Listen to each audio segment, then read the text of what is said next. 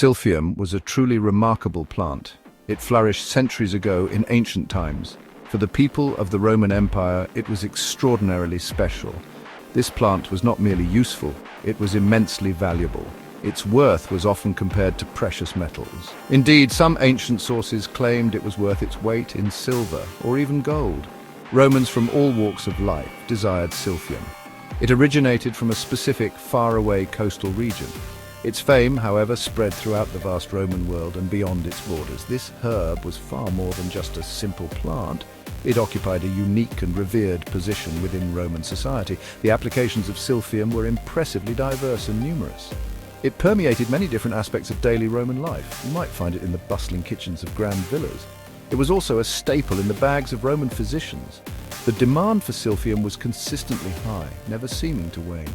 Many Romans perceived it as a divine gift, a precious commodity from the gods themselves.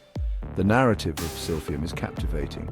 It is also, importantly, a story of profound and irreversible loss. This plant, once reportedly abundant in its native habitat, completely vanished from the earth. Its rather sudden disappearance remains a significant historical enigma. Scholars and historians continue to debate its precise fate, even in our modern times. The story serves as a stark historical lesson for humanity. It clearly demonstrates how human activities can lead to dramatic and permanent impacts on the natural world. The tale of silphium is a powerful cautionary one. The Romans possessed considerable knowledge about silphium. They documented it extensively in their writings. Pliny the Elder, a renowned Roman author and naturalist, provided detailed descriptions of it. He meticulously noted its incredible monetary value. He also expressed growing concerns about its diminishing supply. The story of silphium is intricately woven into the fabric of Roman history. It vividly illustrates their sophisticated trade networks. It also reveals their deep understanding of herbal remedies and the natural world. This plant was undeniably of immense significance to Rome. Silphium was a genuine botanical multitasker. The Romans utilized it in a surprisingly wide array of ways. In the field of medicine, it was regarded almost as a panacea, a cure-all. Roman physicians prescribed silphium for a host of different ailments. They used it to treat persistent coughs, high fevers, and painful sore throats. It was also commonly applied as a poultice to open wounds to promote healing. Its purported healing properties were widely acknowledged and celebrated. People placed great faith in silphium for maintaining their health and well-being. In the Roman kitchen, silphium was a celebrated and sought-after ingredient. Chefs highly valued its distinctive and pungent flavor. They incorporated it into a variety of complex sauces and elaborate dishes. It was said to greatly enhance the taste of roasted fowl and rich meats. Even humble vegetables were transformed by its addition. Wealthy Romans particularly savored its unique aroma during their lavish banquets. It was considered an essential component of sophisticated Roman gastronomy. Silphium made their culinary experiences far more exciting and memorable. The plant also played a crucial role in the world of perfumery. Its potent scent was considered exotic, alluring, and highly desirable. Skilled perfumers carefully extracted its fragrant essential oils. Both Roman men and women adorned themselves with perfumes made from silphium. These scents were a clear symbol of wealth, status, and luxury. Wearing silphium perfumes subtly enhanced their personal charm and presence. Consequently, the demand from the perfume industry for silphium was consistently strong. It was a definitive mark of elegance and refined taste in Roman society. Perhaps its most widely discussed application was as a form of contraception and abortifacient. Numerous ancient texts allude to this powerful property of silphium. It was reportedly used by women to prevent unwanted pregnancies. Some sources also suggest it could induce abortions. This particular use made the plant exceptionally valuable and highly sought after. It offered individuals a degree of control over family planning, a rare ability in the ancient world. This specific function significantly contributed to the intense demand and high price of silphium. It was a vital element in women's healthcare. Silphium was an exceedingly particular plant regarding its habitat. It famously grew wild only in a very restricted geographical area. This was the narrow coastal strip of land around the city of Cyrene. Cyrene, an ancient Greek colony, is located in modern-day Libya. The plant required a unique combination of environmental factors to thrive. The specific soil composition and the Mediterranean climate of Cyrene were essential. Numerous attempts were made by Romans and others to cultivate silphium elsewhere.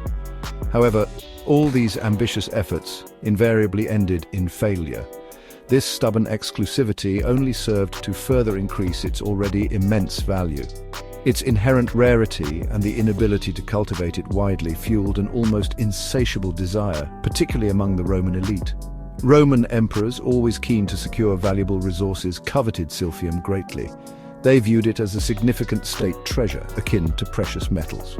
Large quantities of silphium were reportedly hoarded in official state treasuries.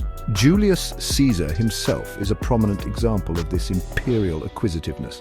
Historical accounts suggest he maintained a substantial personal reserve of silphium. This stash was stored alongside the Republic's gold and silver reserves, clearly indicating its enormous economic importance. However, this highly prized and beneficial plant also possessed a more ominous potential. Its potent chemical properties, so effective in medicine, could evidently be misused. There were whispers and accounts suggesting that silphium in certain doses or preparations could function as a deadly poison. In the often treacherous and volatile world of Roman politics, this was a dangerous capability. Political rivals and conspirators might have secretly employed it for assassinations. Thus, a plant celebrated for its healing virtues could also become an instrument of death. This inherent duality only added to its mystique and legendary status. The effective control of the silphium supply was a matter of considerable state interest. The entire economy of Cyrene was heavily dependent on the lucrative silphium trade. The intense desire to possess and regulate this plant influenced Roman policies in North Africa. It became a potent symbol of Roman economic power and imperial reach. Emperors and administrators sought to manage its harvest and distribution carefully. The story of silphium is therefore inextricably linked to Roman imperial ambitions. It clearly reflects Rome's sophisticated efforts to control and exploit rare and valuable natural resources from across its vast domain. Despite its widespread fame and critical importance, silphium eventually vanished from the face of the earth. It disappeared completely, leaving no living trace behind. By the middle of the 1st century AD, it was effectively extinct. This was a perplexing and significant loss for the entire Roman world. Those Romans who had known its benefits were undoubtedly dismayed by its absence. Pliny the Elder, writing in this period, meticulously documented its alarming decline. He noted its increasing rarity and the exorbitant prices fetched by any remaining specimens. Finding silphium became an almost impossible task. A famous, perhaps apocryphal story circulates about the very end of silphium. Legend holds that the last known stalk of this incredible plant was presented to the Emperor Nero. He, it is said, promptly consumed it himself. This dramatic act, if true, would have symbolized its final, irreversible extinction. It also vividly illustrated the ultimate privilege and power of the emperor. Nero would have tasted the last vestige of a botanical legend. Thereafter, the plant passed entirely into the realm of history and myth. Its complete disappearance became one of antiquity's most enduring and debated mysteries. Why did silphium become extinct? Historians and botanists have proposed several plausible theories. Overharvesting stands out as a primary and highly likely culprit. The demand for silphium, driven by its many uses, was simply insatiable. It is probable that people gathered the plant too intensively. They may not have allowed it sufficient time or opportunity to regenerate and set seed. Its extremely limited natural growing range made it exceptionally vulnerable to such pressures. Human greed and short-sighted exploitation likely played a significant role in its demise, a familiar pattern in human history. Other contributing factors might also have played a part in silphium's extinction. Perhaps significant changes in land use, such as increased grazing by livestock, destroyed its delicate habitat. It is also conceivable that subtle shifts in the local climate of Cyrenaica made conditions unsuitable for its survival. Some have even speculated about deliberate destruction during regional conflicts. The precise, definitive cause remains frustratingly elusive and may never be fully known. Silphium endures today as a potent symbol, a lost treasure of the ancient world. Its story serves as a timeless warning about ecological fragility and the preciousness of biodiversity.